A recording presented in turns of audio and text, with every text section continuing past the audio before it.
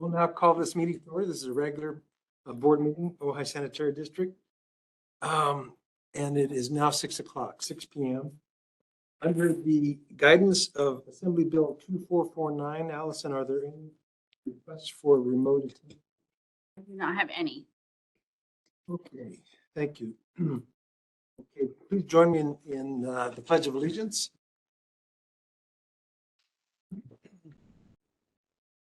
Ready, begin. Pledge allegiance The United States of of America. America and to the republic for which it stands, one nation under God, indivisible, Liberty with and liberty justice. and justice for all.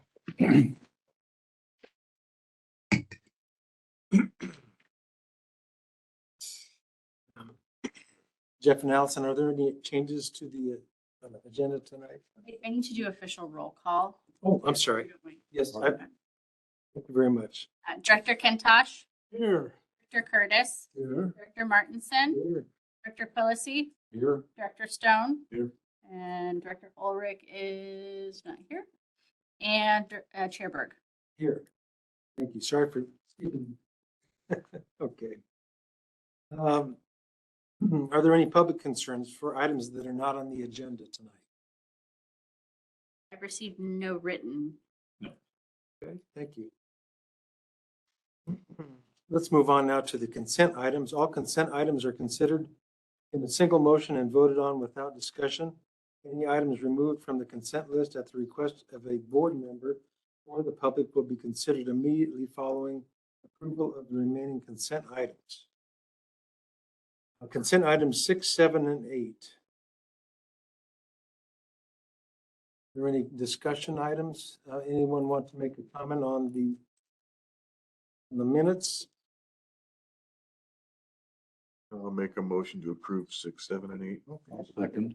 Okay, we do have a motion and a second. Any discussion on that? Jeff, on the disbursements, I noticed there's like 22,000 to the county public works. I think it was. What was that for? I assume it's something to do with this bill, but I don't know. I will have to look and get back to the details. The county, we do several things through the county. One is we have to pull encroachment permits when we're in the public right of way. We also use county public works, their fleet equipment maintenance crews come out and do all of our maintenance on our heavy trucks and vehicles. So I'll follow up and get you a list of what it is. I haven't seen it before.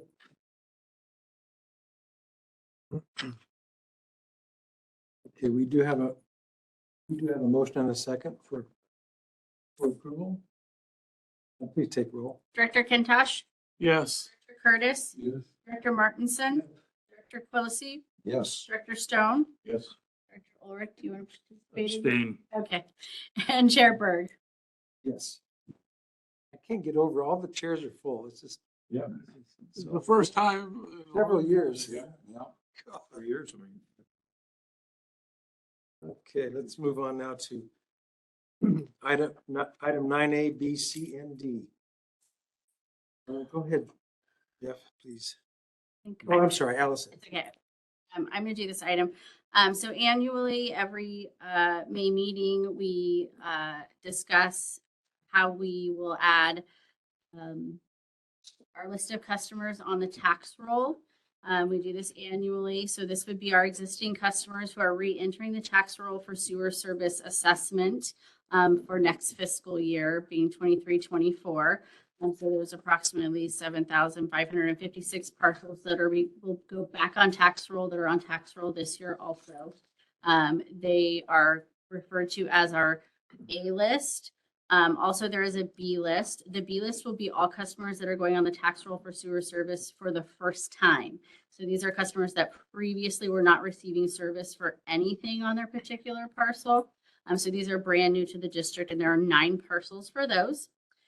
The motion before you is to accept the list of parcels, which we actually always have in print at this meeting every year. So it's there in case you want to look in there. They're by APN. They're hard to identify in the manner they're in there, but they are all in there. And then we also are required to set a hearing, which is being recommended for our next meeting, which is on June 19th. And remember, that's 1 week earlier than it normally is. And then we are required to send letters to all of the customers that are going to the tax roll for the first time, notifying that they will be going on tax roll for sewer service fees for the fiscal year 23-24. We are also required to run a publication for 2 weeks with no less than 5 days in between each publication. We standardly do it once a week for 2 weeks, so it's 7 days in between. So that will begin on May 26th, if approved, the motion before you. And so that's that one. Okay, Allison, thank you. I'd like to hear a motion, please, on item Sure. 9A. Yes. Although I'm exhausted by that recitation, I'd like to make a motion. I ask a question? The 19th is a holiday. 19th? We actually don't observe Juneteenth as a district. We did not adopt that as a holiday. It's not a holiday for us. There are some people. You see what I'm asking? Yes, no, but we don't observe that. To be here and they can't because they're traveling or something. Sure. Is that an issue? Factor? We are only required to schedule around the district holidays. And like I said, we didn't adopt Juneteenth as a holiday. And a member of the public who wants to attend remotely, still able to do so. That's true. We'll second the motion. Okay, thank you, Mr. Closey. We do have a motion and a second. And is there any other discussion on this item? Okay, Allison, please take roll. Director Kintosh, Yes. Curtis, Yes. Director Martinson, Director Quillisi, Yes, Stone, Yes. Director Ulrich, Yes. and Chair Berg. Yes. this is like the first reading of an ordinance to put these people on the tax roll. Very similar. But do they know, the ones on the B list, do they know they're on the B list? They do, they're gonna get a letter. Yeah, they're not the 18. Next year, they'll be on the A list. Yeah, exactly. Rest assured. Great. Promotion next year. Exactly. Allison, it looks like item 10 is similar except for charges paid in installments. It is. So this is our A and B list for all of the customers that have entered into deferred agreements. So the A list would be existing customers that are going on tax roll once again for their upcoming installment. So they're already on an installment payment. We submit the installments every year. So even though they go into, say, a 5-year payment plan, we have to actually submit each year's installment directly to the tax assessor, which actually works out really well because they change from year to year. If somebody comes in and pays a principal pay down or something, then their subsequent payments will change. So it actually works out better for us this way. So anybody that's existing that has a installment payment agreement, which approximately is, I believe, 50 some odd agreements are in existence already. The B list would be anybody new that has entered in an agreement that will go on for the very first time in 23-24. There are 18 parcels that are new for the 23-24 year. The motion before you is accept the list as presented in the binder there. Direct us to notify each of the 18 new parcels that they will be going on tax roll for 23-24.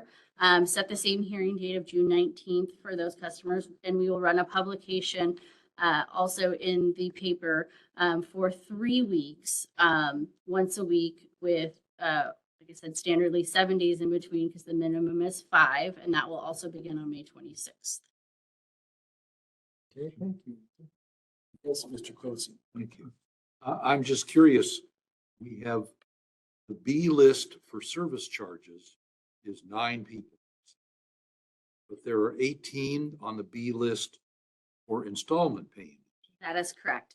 So anybody that already has sewer service will not go on the B list. So if they're adding, say, an ADU, so they have an additional service, they're not a B list customer. B list customers for sewer service is only for customers that are brand new to tax roll. They have never been assessed by the district on tax roll. Okay, yeah, all right. And all right, the capacity charges last longer. Correct. You're due for longer. Correct. And then the deferreds could be somebody that's adding subsequent services to a parcel that already has sewer service. So anybody can enter into deferred agreement for an additional capacity unit. And so that's why that number will always be generally be bigger given our growth rate. Okay. Did we get a motion on this already? Not yet. I didn't think so. Okay. Directors, it's up to you. I'll move approval of 10A through D. Motion and a second. Allison, please take roll. Director Kentoff, Yes. Director Curtis, Director Martinson, Yes. Director Quillisi, Yes. Director Stone, Yes. Director Ulrich, Yes. and Chair Burke. Yes. Thank you. All right, item 11A and 11B. Station. So we call this Little Santa Ana.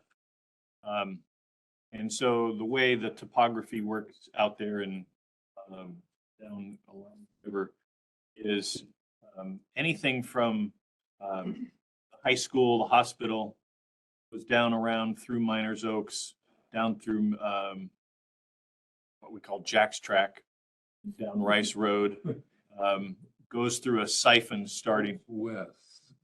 with that. Jack's Track. It goes into a siphon where the green waste pretty is, goes under the river, comes up on the far side of the river, picks up anything along Burnham Road. And that line directly goes into Big Santa Ana, which is closest to the river. Big Santa Ana, when it cycles, runs about 1,100 gallons a minute on one of the pumps. And it's got two pumps and a wet well, and A pump comes on, and then it goes in, the wet well fills back up, and then B pump comes on. So we have this cycle pump. Little Santa Ana is further to the west, all the way down at the west end of Santa Ana Road, and picks up a little area along the southern end of Burnham Road, right around the corner market, and it's a much smaller system.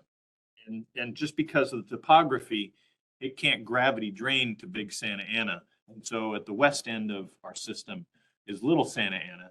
And when those pumps come on, they pump anywhere from 90 to about 110 gallons a minute. So it's about 1/10 the size of the pumping capacity of Big Santa Ana.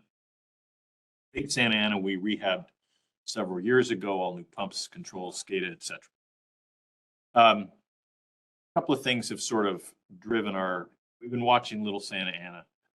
And there are homes adding on to the system along that southern end of Burnham Road. And so the flow into Little Santa Ana has slowly climbed up over the years, which is normal and would be expected. But two sort of things happen. One, Casitas started looking at connecting up to our system rather than trucking their waste all the way down to the plant like they've been doing since the 60s. All the campsites, the water park, everything. There is no sewer connection to our system. It's all on a trucking basis. They've looked at connecting into our system, and they would connect into Little Santa Ana, kind of coming off of Santa Ana up by the winery and kind of coming over the little dam at the east end of the lake, come down Santa Ana by the winery, and actually connect into our system right in the Y intersection, the T intersection in front of the corner market. That's where our system has a manhole. They would come in and connect into there. We've also seen the flows come up, and then this winter, with the extra flows and then inflow, Little Santa Ana got ahead of itself a little bit. And a couple of nights we had to go down there and rig up one of our pump trailers and actually suck out of the wet well. And the pump trailers can pump much more capacity than the two pumps, and so we were able to keep up with the flows. So we didn't have any problems at Santa Ana, but we're starting to reach capacity. And there's three sorts of problems at Little Santa Ana. One is it's got a small diameter wet well. And so there isn't much storage capacity between when the water comes in and fills up and hits the floats, turns on the pump and pumps back down. And so that is a small little window of hydraulic capacity. The second problem is the force main that takes the water from Little Santa Ana down the road to Big Santa Ana, is small diameter and it's cast iron. So it's really old. And then the third sort of problem at Santa Ana is predicting where we need to be for future growth and including the lake in sort of that calculation. So we have these sets of technical issues that we need to solve. The first sort of step is we've gotten a draft engineering study from Lake Casitas over what they think their build out's going to be and what they would be pushing to Little Santa Ana in terms of flow from the lake. So we have that number, gallons per day. We've also got it in peak flows and some things that are important for us to know in terms of not just how much over a day, but in hour by hour kind of times. So we got that data. We need to sit down with an engineer and sort of start running some scenario calculations and say, okay, here's our flow, here's build out of Lower Burnham Road, and here's Casitas coming in. What's that flow? How big of a wet well do we need? How big of a pump do we need? And how big should our force main be? We think we can add in 2 new pumps in the small diameter wet well and upsize the force main. So that's sort of project 1, is redo the electrical, redo the pumps, upsize the force main. And we can do that because we control all that land, or the force main's in the county road, but we can county. The other problem at Little Santa Ana is the property we own that the pump station's on is really tight to the pump station. We don't have a lot of extra land. And so if we need to add an additional wet well or upsize a wet well, we need to acquire some right of way. And so I think the long-term plan is to do the phase 1, do the pumps, do the controls, do the SCADA, do the force main, and then start working on a side wet well that's a surge wet well that doesn't have any pumps in it, that the water can come in and have some additional gallon capacity. But that's probably going to be on private property. We probably have to do a right-of-way acquisition, and that's not easy and quick. I think there's some ways to do it in that area, but it's just not land we control. So this is really a comprehensive sort of upgrading Little Santa Ana from the 1960s to current demographics, current flows, adding Casitas, upsize the force main, and do all that kind of work, bring it up to speed, because we've never done anything to Little Santa Ana since the 60s. It's kind of the way it is. Yes. If you make the force main large enough, you really need additional wet well space. Yeah, because we think the flows from Casitas and the build out is going to be bigger than the pumps. The inflow would be, you don't want the pump running 24/7. You want the pump to come on and have rest time. Typically, you want a pump to have a 25% duty cycle. So one pump is only running 25% of a day, and then the other pump runs 25% of the day, but then 50% of the day it's off. Filling. It's filling. And so you fill and you pump and you fill and you pump, and it cycles between the A and the B pumps as it, lead lag goes back and forth. And so when you sort of calculate that inflow, and then you want to big enough to handle the biggest day, pump would be off for 30, 45, 50 minutes and let the wet well fill up during slow times. But during heavy times, you still want to have that 25% duty cycle. And so it's balancing your wet well capacity and your pump capacity to make sure you have enough. And then you don't want to size one pump to handle the whole flow, the biggest. So because of cost and sort of efficiencies. And so you actually size for the worst of the worst inflow, you size both pumps come on and pump together. And so you have sort of a high water alarm where the second pump 5%, but you run that scenario probably not every day and probably not every month, but in the winter when you get extra flow or there's some certain condition, you may have both pumps come on. There were many situations during the last winter where at several of our pump stations, both pumps were on and ran continuously for hours on end just to keep up with the flow. Now they did, and we were watching the SCADA to make sure of it, but we were in that 2 pumps on, high water, high flow for hours on end. It's more than we wanted. So this is really a multi-phase. The first step is let's do a lot of calculations and figure out what we need and how it all fits together. Then design the phase one project, which is controls, electrical, and force main, and then design the second phase. But we won't construct the two phases at the same time just because of the time it's going to take to get the right of way resolved. Jeff, in the right, Curtis. you mentioned cost sharing with Casitas. They're going to share in any of the costs of the engineering? Yeah, of the so pipe or just the pipe? So when they come, we've already had the conversation with their engineering team. Hey, you give us your flows, we're gonna upgrade the pump station. It looks like somewhere in the neighborhood of 37 to 40%. That's our first blush of their flows would be as part of the whole upgrade cost. And so what we will do is when they want to connect to us, we'll keep track of our engineering costs and any construction cost in the different phases and say, okay, here was engineering, here was phase one, here's phase two. If you want to connect up to the system, you pay whatever 37% of that total.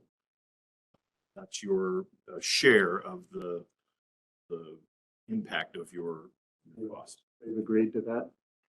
They've agreed to it. We don't have a number yet, but Right, just actually they've they're agreed. going to agree to it because we're not going to let them connect up without it. It's like we're building capacity for them. If it was us for our system, we would build a whole lot less capacity and probably put in a different size force main and different size pumps so that the pump curves more efficiently match the hydraulics of what we need, but not what they need. This is have you noticed during the winter months when they're trucking stuff to the plant, they've seen big flow increases in what they truck also, or is it? No, because they've got their system is much more susceptible to 4th of July hot weekends when the water park's packed and the campground's packed, and we see the loads that come in. They keep a little tally sheet, and so on a cold winter day, they might come in with 2 or 3 trucks per day. On a hot 3-day weekend when 4th of July hits on a Monday or a Friday and they get packed, we've seen 20 trucks a day. And on those heavy weekends, they actually have to call some of the other local pumper trucks from the septic pumper guys because their one truck can't run around fast enough to do it. So, but this has been going on since the 60s, ever since they've had septic pits, long before the water. Dr. Curtis. Jeff, is the winery connected to the sewer at the present time? Yeah. That's taken into consideration. And one more thing. So last board meeting, we talked about some contaminants we found in the system at Little Santa Ana. So we got the results back from the priority pollutant labs. And again, it was almost like jellyfish you'd see at the beach. It was that sort of consistent, clear, gelatinous. I mean, it wasn't liquid. It was you pick it up and you put it on the ground and you'd have a pile of this clear gelatinous liquid. And Little Santa Ana was pumping it, and it was clogging the force main, and so the guys were in the back, and that's how we found it the first time. Is the flow rate on the pumps would slow down as they were pushing harder into this, and so they pigged it, and pigging is where they put in a plug that's slightly less diameter than the pipe, and then they pressurize it, push it in a little bit with the water truck, sort of get it started, then kick on the pumps. And the pumps shoot this cork down the system and sort of scrape the inside walls, pigging a oil pipeline or anything. And that's when they found it the first time. And it happened. They had to pig 3 or 4 times over about 7 to 10 days to get it all out of the system. But we tested it, and it came back as not a product. We don't get a name of a product, but it was some petroleum-based something. It was very heavy testing results in hydrocarbons and the whole spectrum of some sort of oil-based flocculant polymer, something or other. But we don't know what it was. It's gone away. It's never come back. It didn't come across as some sort of exotic pollutant. But we don't know what it was. Not normal residential. It's not normal residential. And it's impossible to sort of chase it up the system because we don't know where it came in. So it's another situation of, something that gets into our system that, is always one of our. We have a sampling manhole at the winery. Yes, and we've been out to them and they've been really good. They've been a good neighbor over the years. Their big thing is they have a lot of wash water when they're washing out wine barrels and that sort of thing, and crushing and stemming and so forth. But it's not really hot. It's just sort of very dilute grape juice. The city's planning on taking that to their campgrounds and So they have a multi-phased sort of approach. They're going to start at catch everything from the water park down, the water park, the restaurant, the bait shop, that lower end of the park, and then they're going to sort of expand up into the campground with a series of small pump stations because it's so hilly. It's not just straight grade. And so they're going to expand that up in their system over the years. Their study lays out the 7 or 8 phases and the total flow they expect from all of the campgrounds and showers and pit toilets and everything. So we have the build out number, from a flow base. that's where I was going. And we're going to make them, just because we've had some issues with campground stuff. We've had some issues with trucks coming down and having pop cans and beach towels and kinds of non-normal waste gets into our grinders. And there have been some choice words between some of our operators and the trucker about making sure there's no debris in the load. So we're going to make them have a discharge manhole that has a screen in it. So all of their in-lake stuff is theirs, will stay private, and the screening manhole will stay theirs and their responsibility. And we'll only take the water once it's out of their system and out of the screening manhole. So we're not going to take over a sewer system on a lake that's full of beach towels and all kinds of other stuff. Because they have a fish cleaning. Right. We don't want any exotic debris. I mean, we get enough debris just from normal sewers. We don't need fish scales and beach towels and pop cans and all kinds of other stuff. I think he had a time when we were shaking his head. You remember when we went out and cleaned it out there? Bicycles and milk cartons and you name it.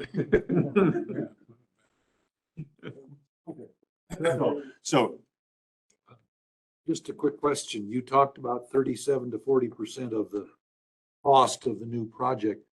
Is that based on what comes in at Little Santa Ana being their lateral?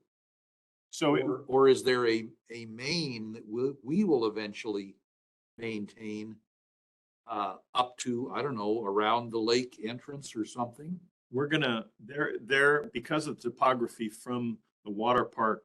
So they're gonna build an in-lake system, in the lake property system. So they're gonna come around from the water park down past the bait shop restaurant, turn and come east along that frontage road that's kind of that fishing road, and it goes down the hill, goes by the Eagle's Nest, and then it climbs a hill and goes a couple of times.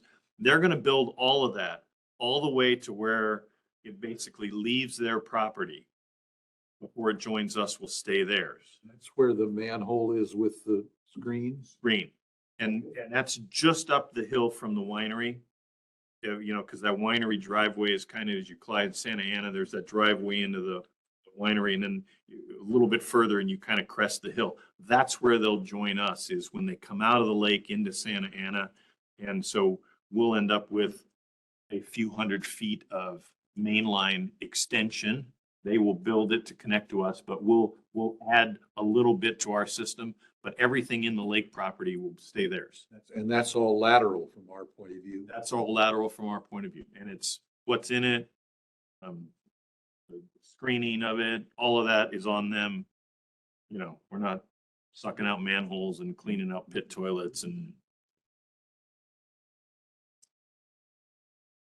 Any other director? Bill, please. I don't know if it was Santa Ana, a reference to there being iron pipe. So the force main, How much, how long? 600 feet, 600 feet-ish. And that, I think it's about 4-inch cast iron. So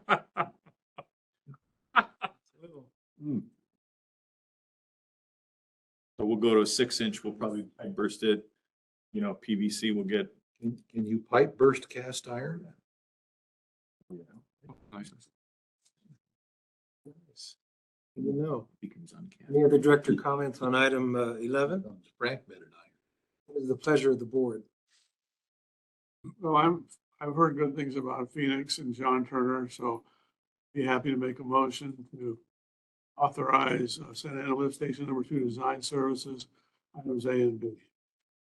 With second. We do have a first and a second.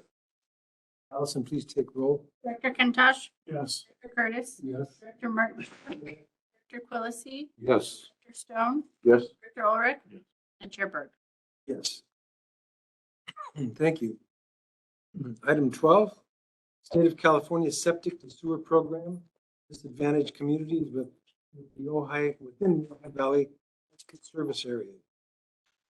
So a few years ago, the legislature passed Senate Bill 1215. And there are numerous programs at the state level aimed at sort of infrastructure enhancement.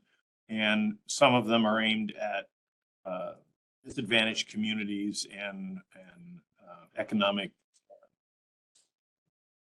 communities that need some help. And this is one of those bills. But it's kind of got a couple pieces to it. It's septic to sewer in areas where they have concentrations of septic systems and they have known groundwater or surface water contamination. And they're generally small areas.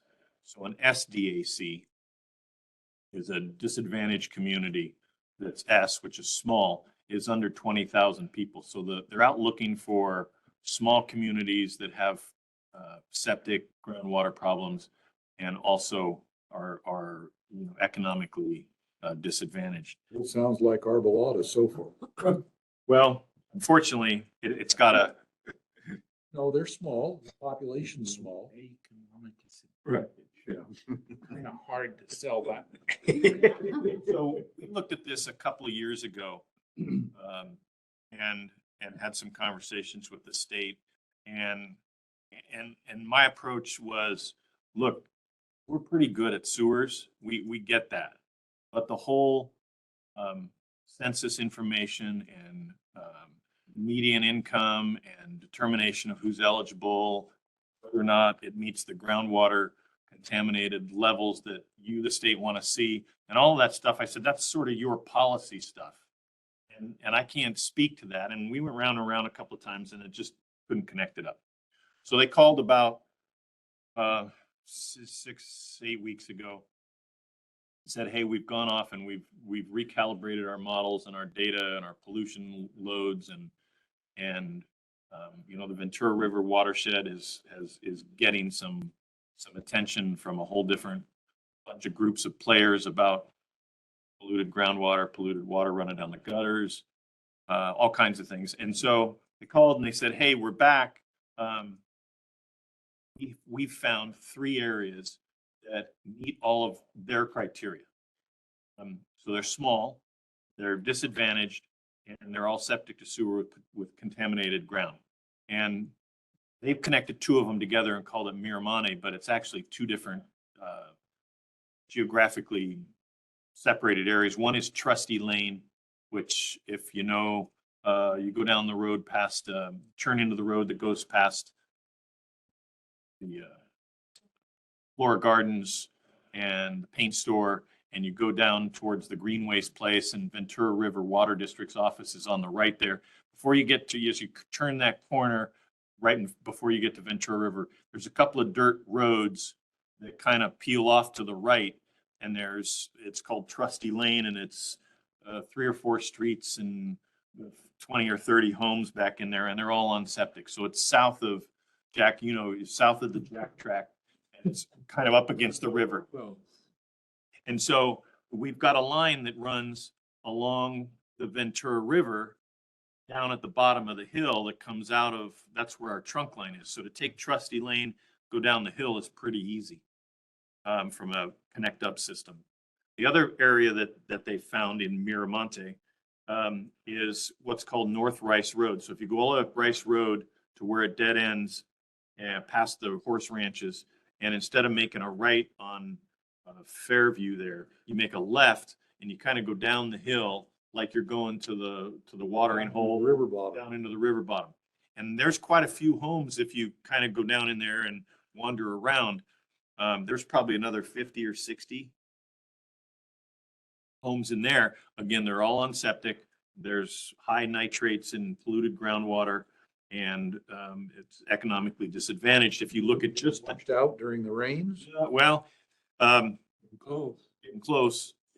It's kind of like Casita Springs, North Casita Springs, right along the river. It's right up there where the Lake Casitas diversion canal kind of peels off and goes over to the lake. It's right in that sort of north Side of the river. Yeah. on our side of the on this side of the river. 50, 60 homes, all on septic again. And so that census tract, the Trusty Lane census tract, both meet all of those criteria. The third one is Casita Springs, a much broader area, and there's 180 or something, not 40. And they again meet that criteria, all on septic, groundwater contamination, and disadvantaged communities. When you look at the census data, now their state law 1215 compares the census data of those areas to the median household income, MHI, of the state as a whole, not Ventura counties. And so there's a little bit different criteria over MHI in this program versus when you talk about median household income in Ventura County, but their program is this statewide number. So the way the program works is if we decide as a district, if you decide to authorize us to go forward, we would fill out an application, say, yep, we're open. And the first step is go re-verify that MHA data and that census data to make sure that criteria work. The second step is you then do some outreach to each of those property owners and say, hey, you want a freebie? And this is one of the ultimate carrots. Because it offers up to $125,000 of property. They sign a legally binding waiver saying they'll let us on their property. They'll agree to all the terms. It's a state form. It's not an OVSD form. And if they sign the form, then that authorizes that $125,000 payment to go from the state to us. Now, let's say we have 40 homes and 20 of them say, yeah, I'll sign it. 20 of them just don't want to, even though it's 125 free. We then do a quick little calculation, say, can we still build a system for the 20 homes at the $125,000? Does it still cover the total cost of the program? Yes or no? If it doesn't, we can still bail out and say, look, you can get enough participation, even though it's free to them, to make it worth our while, or it would take extra money to get in the kitty to get it done. If enough properties put in their waivers and the number of waivers times the 125 is enough to do the project, then we go sign it, build it, get rid of the septics on their property, pay us our connection for our capacity charges out of that 125, and they get a free conversion and all our costs are covered.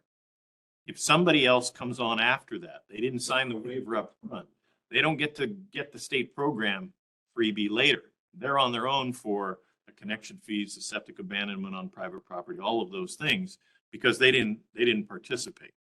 So there's this paper trail that says, if you want in, sign sign now to divert that money to us to do the program, and you get, and I think if we do each of those three areas, I think it's well below the 125. We've done some calculations in-house, just back of the napkin, trying to figure it out.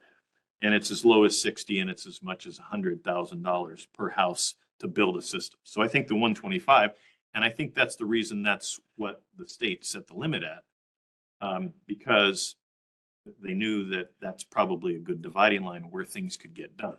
Jeff, let me stop you just, you said that our sanitary district removes the septic system, or do you contract with someone? Well, we would hire a contractor to do the whole program.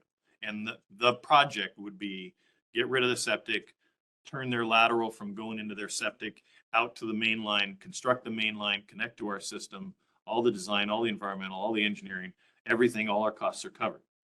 No out of pocket to us.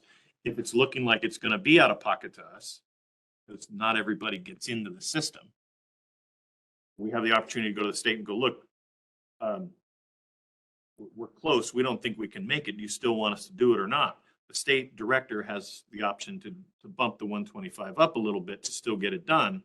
Or they can say, no, we're not going to go any higher. And we say, fine, we're out. And then these people are on their own. Nobody gets anything. Nobody gets anything. So the goal is verify the information up front, have an outreach program that says, look, guys, there's a big time carrot coming along.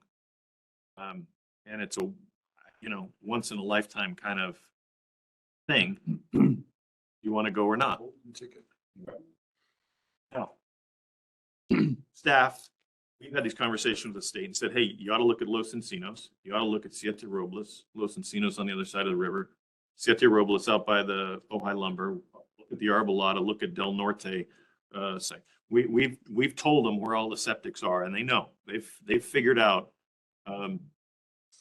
where all the septics are, and a bunch of people looking at it.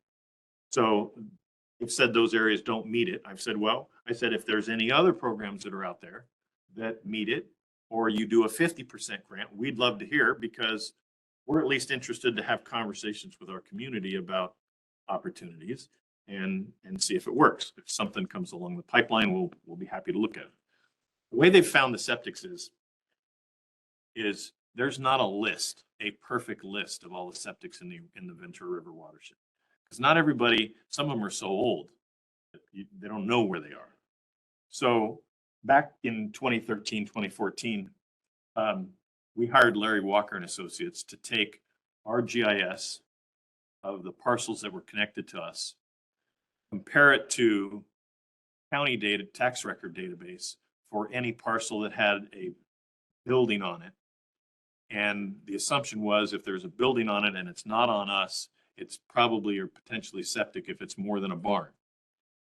And so there's this list that's floating out there of about 2,300 septics in the full Ojai watershed that cross-reference these two. It's probably 95+% correct. So they have that list. We gave them that list, and then they did some other work.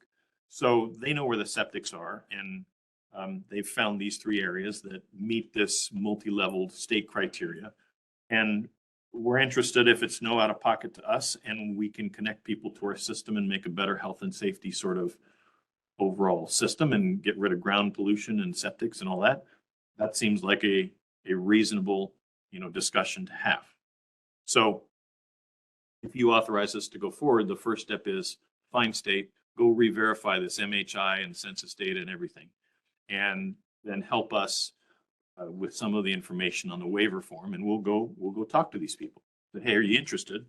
And see if in each of these three bubbles, if we get enough high enough participation to have enough money at the 125 level to put together a program. And if we do, then we'll come back to you and say, okay, here's the status of the three bubbles, and here's what we're doing, and we're ready to go on one bubble and not enough here, and they're three individual bubbles. They're not interconnected. We can deal with them as three different pieces. About overall, I think the three was just short-ish of 200 units. I recall the numbers right. What does that do for the inflow to the plant? Well, so 200 against So, several thousand. right. So, today, we run about 50% of our capacity on a gross level. And we have about 12,000 capacity units that are owned and used in our system. So, we could handle several thousand units of various forms before we'd even start worrying about gross level capacity. Now, we do have some areas where, you get too much in one area, you got to double check and say, hey, is that got any localized, Line's gonna be a hindrance. Yeah. for instance, down on Ventura Avenue, if we get a whole bunch of growth there, we have two pumps in our orchard pump system and the same system, the A and the B system. But they were built with the capacity to have what I exotically call an overdrive system. You don't add two more pumps, but you add another power unit on top of the pump so that each of the pumps can pump about 40 to 50% more. Turbo. Yeah, and so we set them up specifically with that reasoning that if there was any growth that we wouldn't have to go rebuild the pumps in the system. We could just add these overdrive. So we would have to sort of look in each area. I don't think in Cedar Springs, Trusty Lane, or North Ventura Avenue, we have sort of gross problems. We'll have to double check some stuff up at North Rice Road to make sure that that water can get down Rice Road and not, have any issues. But I think it's all doable. So those two to the north would go through Big Santa Ana? Those two, So that's the choke point maybe. yeah, they would go through the down Burnham to Big Santa Ana. They wouldn't go through. Little Santa Ana is a really small little geographic area right over there up against the hill. So is there any implication for those owners who choose not to do this? Because the groundwater is deemed polluted and they're contributing to that they're going to be forced to do this? Do it now while you can? Well, this is the little problem that's floating around out there in the fog. There is a lot of history in this state and across the nation over areas where there's concentrated septics, groundwater contamination, Los Osos, Solvang, El Rio over here in Oxnard had about 1,300 units along Vineyard Avenue that got converted. Malibu did. And so it takes a long time for the state to sort of get to the point where they issue a cease and desist order. But it's not out of the question for, at least in the Ojai Valley, for the pockets, the big pockets. Maybe not the onesie twosies, but I just don't see long-term that the state goes, big deal. I don't know how long that takes. There is a lot of stuff going on. We got a call probably about the time this started from some guy. He wanted our GIS layer of all our parcels. And then he wanted a layer of all the septics. And I said, I explained this whole story to him. And I said, I don't have it. But I said, I can tell you 3 or 4 people that do. And you're welcome to go get it. So this was some guy. He wouldn't give me his business or what he was doing. But the state came to us and asked us for it. The County of Ventura's asked us for it. A couple of resource agencies have asked us for it. There's probably a half a dozen players that are out there wandering around looking at water use, septic use, groundwater contamination, surface water contamination. It's the next big thing is stormwater polluted water. And it's not as dirty as sewer water was in the 60s, but it's not very clean either. I think it's a great opportunity to do it now because it's paid for. The downside is you now get a monthly sewer bill of $58 a month. So somebody has a septic system. Yes, you have to pump it every bunch of years, but if you're not paying a sewer bill this month, well, that's $60 a month you don't have to spend. So there is a connect to us, and you are going to then get a bill roll that you don't get today. But you have to sort of say, what's the trade-off? I get a $60 bill, or I get access to sewer, and I never have to worry about this problem again. And if it ever gets forced on us, I don't have to pay for it myself. So It seems like early on, the PR around this is going to be important so that people understand all the ramifications. Right. So that's that's the program. I think it's a worthwhile first step to be cautious. Let's see where it goes. See if these groups really do meet these criteria. Then we'll sit down and do some PR and meeting with the people and say, are you willing to pony up? If we have 50% participation, it's probably not going to pencil out. If we get 75, 80, 90+ % participation, it probably pencils out and it's a win-win for them. And then those septic systems are gone forever. That Rice Road, though, would require some kind of lift station to get back up to where you can put it in, right? Miners Oaks Water is going to help us pay for part of the pump station because they want to get rid of nitrate high water in one of their wells. We have a drinking water well number 8, that's located just down gradient of all those septic systems, and we'd be happy to see the problem fixed. We're so glad you guys are bringing the checkbook. It is so quaintly 19th century to the notion that you can flush your toilet into your aquifer. Well, the OVO case was sort of similar to the Siete Robles case. And Rio is over there on Vineyard. It's that neighborhood west or east, I'm sorry, of Vineyard, that whole Costco. yeah, sort of all the way there.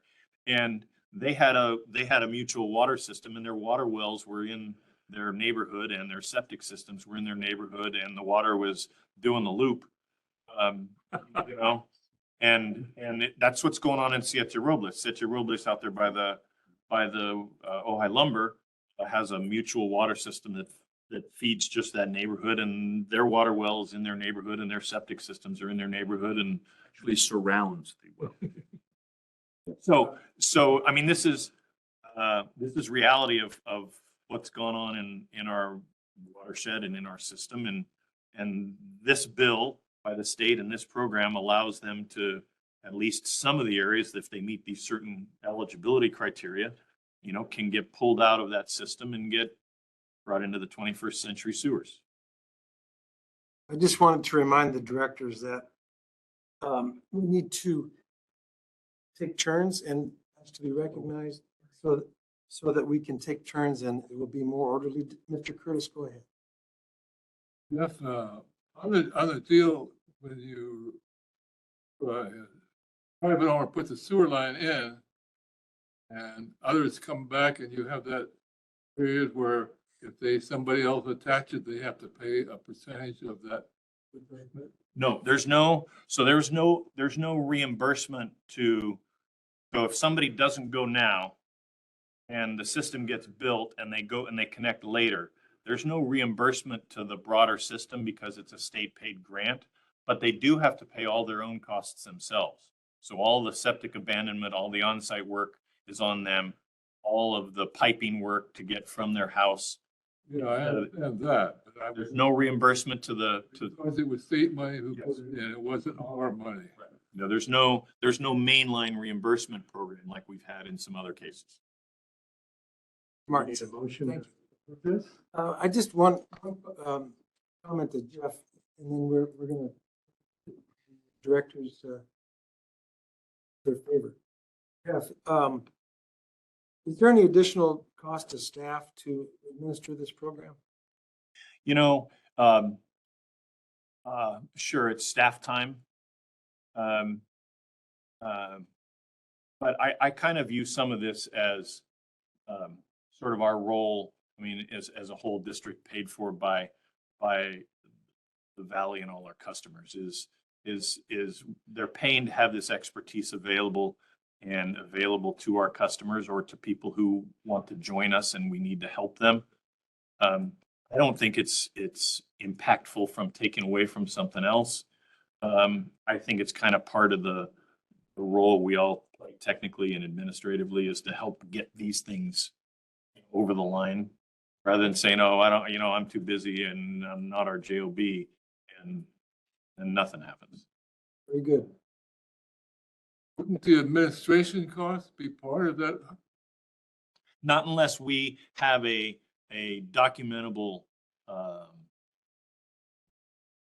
sort of cost and just sort of adding up some of our staff time, we really haven't been set up in a way where we try and do that on a cost recovery basis. We kind of said, hey, if we can manage it. Now, any consultants we would hire to help us do this, well, those would be costs that we would reimburse back against the grant. Director Martins? Yes. You know, Motion, but now I'm gonna say, it seems to me for the 16,000 that we charge for these hookups, that covers our costs, right? That's part of what we're charging. Not really. The 16 grand is really a capacity charge buying into the $100 million system. You know, some agencies are set up like a consulting firm and say, hey, if you come in for a permit, you get 10 minutes of Allison's time and 10 minutes of my time and 10 minutes of so-and-so's time. And so your fees are really dialed down to a consulting cost recovery basis. And we're set up to say, we have the expertise because we need the expertise to do what we need to do. And if something like this comes along, we figure out a way to do it because it's beneficial for our expertise to be used to solve the problem. These state guys, they're doing the grant. They're not engineers, or they're like, hey, I got money. You want some? And my attitude is, make sure that before you give it to me, you've proved that it's okay to give it to me, because I don't want you coming back and asking for it back. And if you're okay with that, then I'll take some free money and go do this for these people. I mean, that's kind of a simplistic kind of deal, but that's what it is. Jack, any other? we ran that line out to the Catholic retirement home out there. We went by Siete Robles. No. Yes, we did. We went by them. Okay. We offered them, they had an offer, 60% put sewers in that Siete Robles tract at the time. We had an election by the board here. They turned it down. We were able to raise the line up. We didn't have to go as deep. If they were going to be served, we'd had to go a lot deeper in the line. Now they're going to have to put a pump station in.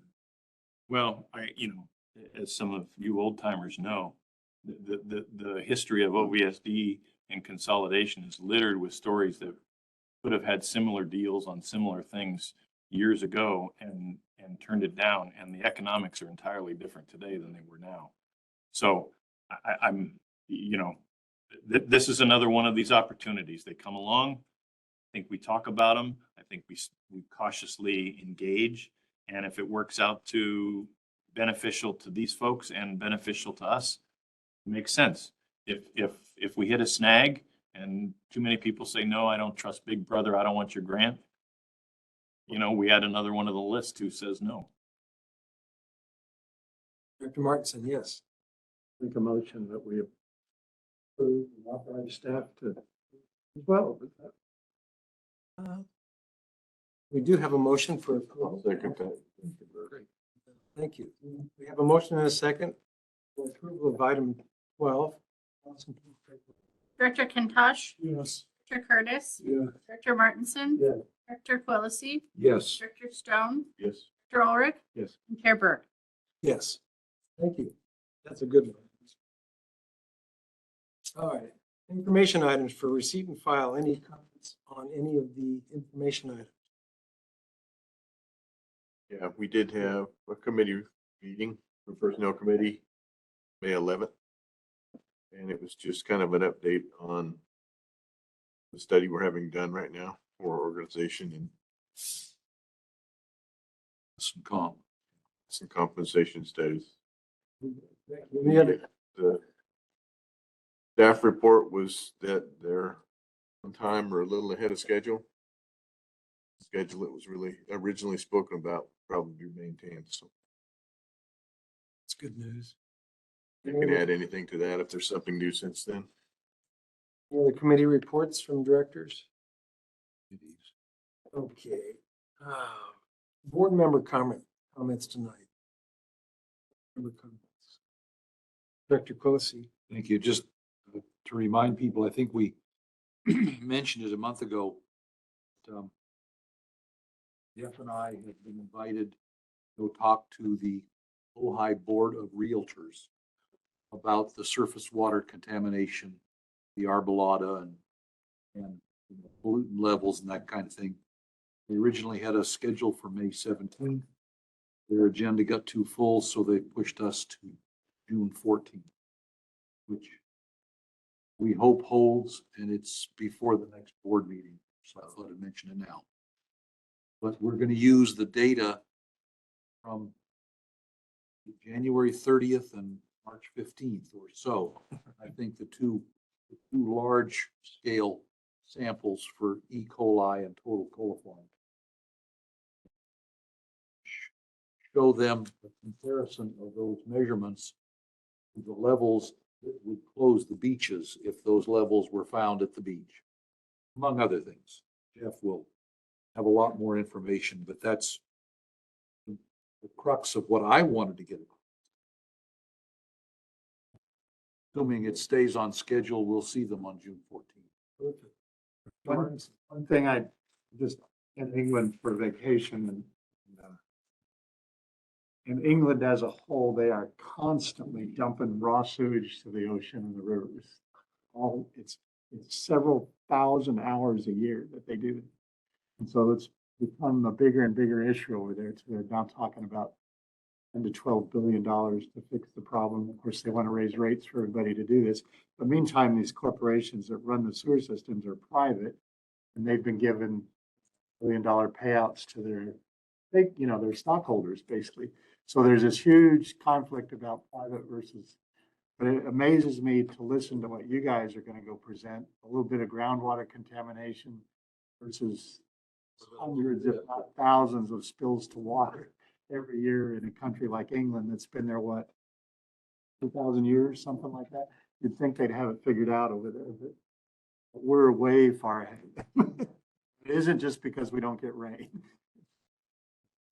It's really, it may even be worth adding that into your talk, just to point out how bad it could be. Any other director comments? Jeff, any? A few things. They're really going quick on the PDL project down at the plant, making daily progress. The second clarifier was taken offline late last week, and I was down there this morning. They were finished the work and refilling it. So our clarifier rehab is on track. The flap gates that broke in the filter influent pump station down deep, those have gotten delivered. We're waiting until flows get down because they got to go in at dark 30 and get in there quick and replace the flap gates and get back out before the water levels come up. So we're scheduled that. On our trucks, so it's been an interesting couple of weeks. We finally got someone at Ford to say they canceled our orders for the 2 trucks. But then a few days later, they called back and said, okay, we got a delivery date on one of your trucks.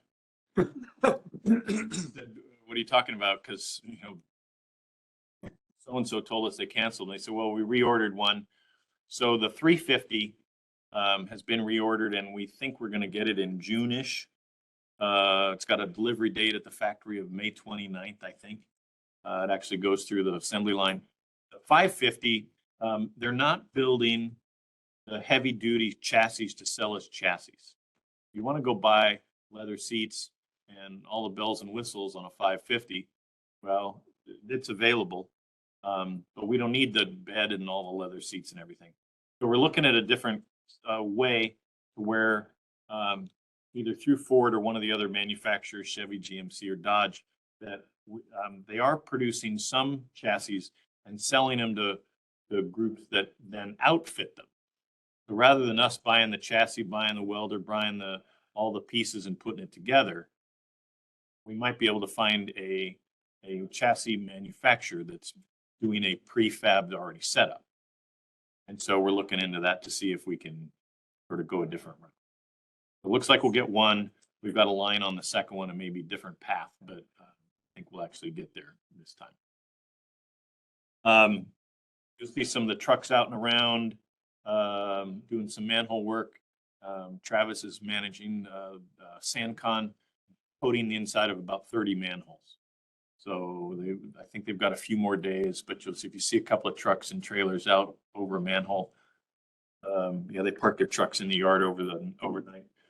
They go in and scrape the inside, scrape off all the loose cement, prep it, and then spray on a thick 3-part epoxy liner out of a special gun that coats the whole inside and keeps the water intrusion from coming in and keeps the H2S from eating out the inside of the cement manhole.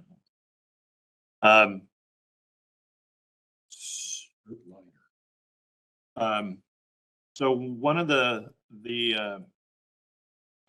over on Bryant Place, there's an old Bryant Lane that goes to the back of Bryant, and it's an old lateral. It wasn't ours, and it's in terrible shape.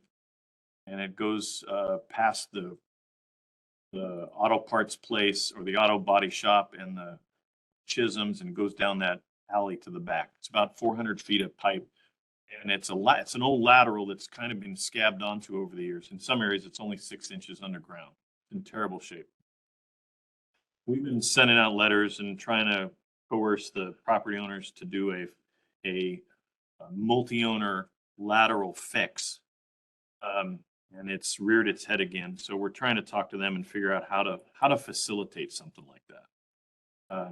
These small little fixes, they're not insignificant in cost. And if a couple of property owners don't want to do it, we don't have much of a legal hammer to make them do it. And we can send them a notice of violation, an admin citation, and all that stuff. But it doesn't get over the mechanics of finding enough money to get it done. So we're going to talk to them here in the next couple of weeks and say, who's in, who's out? Can you replace it? It's just a problem we need to help some people get over. We also, the city of Ojai issued a illicit discharge notice to Ojai Valley School. So a couple of the buildings right here in the campus and the school have basements, old basements, and the water, the same Arbolata water that leaches and goes down the streets and contaminates the streets, leaches into their basement. They've been doing for years what they had to do, which was pump it out of the basement, except they pumped it over the property line into Matilaha Junior High, and then it would come down a V-ditch along the west end of the field, go underneath the public sidewalk out onto the public street, go down Ojai Avenue and turn on the country club. And so there was this continuous flow of water going down the street. Well, the city issued a notice of violation for illicit discharge, and that hit some snags, but it was enough of a impetus to, Travis went out and met with them and said, look, the reality is it needs to go in the sewer. I mean, it can't just go nowhere. And so we've offered them a process to do a special permit where they would dump it into our system. It's not an excessive amount of water, but it would actually get collected and treated, and they would pay for it, along the way. So we're in the process of working out a special use permit with to prevent that illicit discharge from happening again. This goes back to the conversation about what's going on out there. These septic flows aren't just septic problems. They're now illicit discharges because it's stormwater, which under the new stormwater permits that the city and the county and every city in the county's got, they have to prevent illicit discharges themselves. And so multiple players are getting sucked into the problem to actually have to do something. And we've always said we're willing to be part of a conversation if it's not a problematic thing for us and our ratepayers don't have to pay for it. But it's getting a little dicey between different agencies, and we'll do our part, but we're not going to go solve everybody's rainwater, septic, sewer, illicit discharge problem. So there's lots of things going on behind the scenes. But one more thing.